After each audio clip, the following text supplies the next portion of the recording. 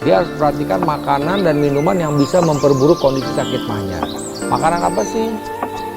Memang untuk pasien-pasien yang mengalami sakit mah tadi ya, jadi seperti misalnya tadi ada nyeri ulu hati, kemudian ada kembung, megah, cepat kenyang, ya rasa tidak nyaman di daerah ulu hati, ada beberapa hal yang harus diperhatikan. Jadi pertama memang gaya hidup itu penting, ya kan. Kemudian gaya hidup itu artinya apa? Ya itu pengendalian stres, ya kan.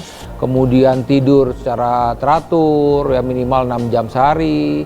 Kemudian makan secara teratur, ya. Kemudian hal yang lain yang harus diperhatikan adalah dia harus perhatikan makanan dan minuman yang bisa memperburuk kondisi sakit mahnya. Makanan apa sih? Contohnya ya makanan-makanan yang merangsang. Misalnya makanan-makanan yang mengandung asam, terlalu pedas misalnya, yang cuka-cuka itu yang harus dihindari. Ya, kemudian makanan-makanan yang diawetkan itu juga mesti diperhatikan, ya. Kemudian hal-hal yang lain misalnya adalah makanan-makanan yang misalnya mengandung coklat, keju dan lemak. Itu kenapa? Dia bisa menyebabkan pengosongan lambung menjadi terlambat. Ya, kemudian hal-hal yang lain harus diperhatikan, misalnya minuman. Minuman tuh kayak seperti kopi juga mesti diperhatikan, jangan berlebihan karena kopi ini mengandung kafein dan kafein ini bisa meningkatkan produksi asam lambung. Itu harus diperhatikan. Kemudian tentu minum-minuman yang bersoda, alkohol itu harus dihindari oleh pasien-pasien dengan sakit mah. Dan yang terpenting juga kadang-kadang lupa rokok.